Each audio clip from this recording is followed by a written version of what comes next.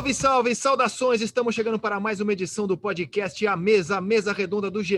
Comigo, André Rizek, com Luiz Roberto e com Paulo Vinícius Coelho. Olha, a gente sabe que a rivalidade muitas vezes faz com que os jogos entre times de diferença técnica grande fiquem equilibrados. Mas se a gente for analisar racionalmente, olhando o que é o time do Palmeiras, um time hoje campeão da América, campeão da Copa do Brasil, a melhor campanha da atual Libertadores, com pretensões de ganhar todos os títulos relevantes da temporada, e o que é o Corinthians, um time que claramente viu no Campeonato Paulista, até ontem, o seu grande objetivo na temporada em termos de conquista. Então a gente está falando de um time que briga pelo bicontinental contra outro, que tinha no estadual a sua maior esperança de conquista no ano. Eu diria que deu a lógica. A vitória do Palmeiras tranquila, sem muito estresse no campo, deu a lógica. Como é também um clichê, eu encaro com naturalidade a decisão do Corinthians de demitir o Mancini, porque é assim que a banda toca no Brasil, né? Era óbvio que o Mancini seria demitido. De minha parte, PVC, acho que o Mancini não levaria o Corinthians a lugar nenhum, como acho que nenhum técnico levará esse time a um lugar mais alto que não seja brigar para não cair no Brasileiro, fazer uma campanha mais ou menos na Copa do Brasil. Mas como é que você vê esse pacotão aí, PVC, Palmeiras e Corinthians? Bom, o Palmeiras está mais forte, o Palmeiras é um clube mais organizado, por isso tem um time mais forte nesse momento.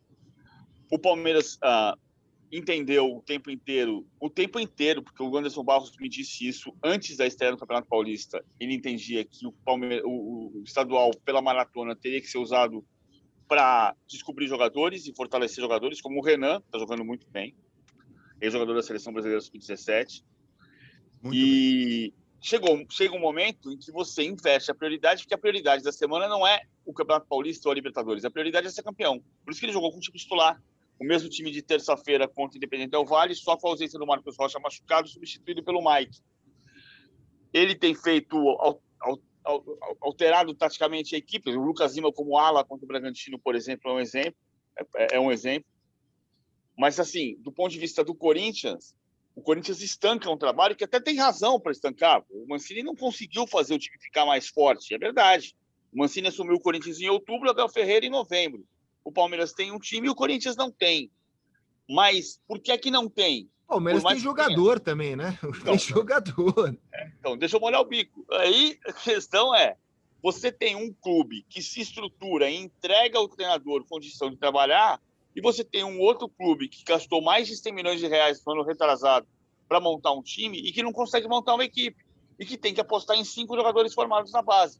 Vários deles sem experiência e sem qualidade. O Cauê não é centroavante para o Corinthians. O Mancini sabe que não é. Só que o João não está dando conta, ele estava apostando no Cauê. O time melhorou até com o Mosquito numa função de atacante, sem ser centroavante. Então, quando a gente vai começar tudo de novo, pode ter um técnico, se trouxer um Renato Gaúcho, por exemplo, pode fazer um trabalho mais forte? Pode.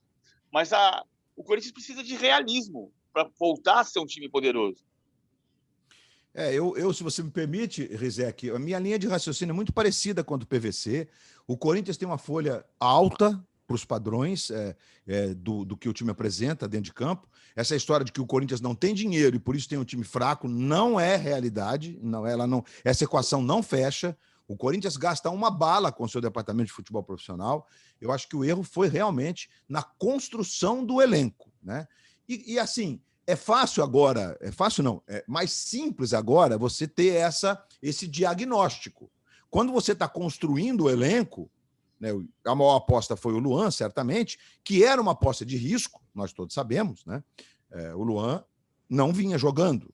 O Luan de 2017 não aconteceu nunca mais. Mas o Corinthians apostou no Luan. O Luan também queria novos ares, ele é corintiano de criança, queria voltar para o seu estado de origem e veio para o Corinthians. E no mais, o Corinthians permeou o seu elenco com contratações duvidosas. Quando você faz, mais recentemente, a volta do Jô, do próprio Gil, você está apostando em figuras que estão mais envelhecidas do ponto de vista físico e que você não sabe se vão te entregar a mesma performance, no caso do Jô, por exemplo, de 2017.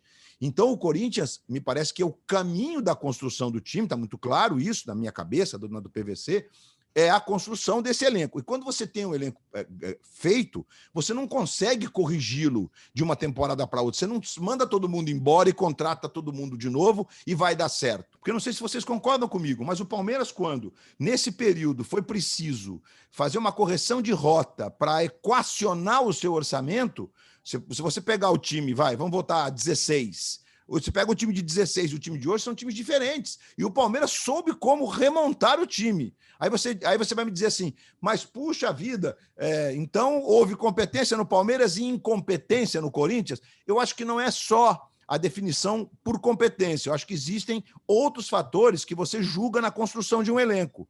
Então, no Corinthians houve erro de cálculo, erro de avaliação, muita troca de comissão técnica, e no Palmeiras houve mais acerto. Mas, pegando o cara no que você falava do Corinthians, é tão claro, é tão fácil explicar o buraco em que o Corinthians se encontra hoje, e foi tão desastrosa a gestão do ex-presidente André Sanches no futebol no ano passado, porque, vamos lembrar, o Corinthians foi para o Campeonato Brasileiro com um elenco que claramente era um elenco que faria o Corinthians correr riscos.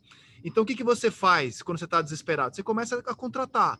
Então, você traz o Otero, você traz o Casares, você traz o Gemerson, mesmo sabendo que você não tem dinheiro para segurá-los por muito tempo, mas você estava no desespero, porque você não podia cair para a Série B. Fábio Santos vai trazendo. Começa a temporada seguinte, você tem aquele arremedo de elenco, com o qual você terminou a temporada passada, um elenco desequilibrado, com contratações emergenciais, e aí realmente não dá, quando você não tem muita condição financeira, para remontar completamente o seu elenco. Aí você já tocou nesse ponto, aí você olha para a base, mas será que a base tem os jogadores que o Corinthians precisa nesse momento? Claramente não tem os jogadores que o Corinthians precisa nesse momento para ser competitivo. Então o Corinthians tem um elenco desequilibrado, vai agora procurar um treinador para o Campeonato Brasileiro, e me parece que é a rotina dos últimos anos, entrar no Campeonato Brasileiro para estancar a sangria e brigar por permanência. Valeu, Luiz, valeu, PVC, valeu, meu caro ouvinte, minha querida ouvinte. Um grande abraço a vocês, fiquem bem, e na sexta-feira estamos de volta. Até lá, tchau!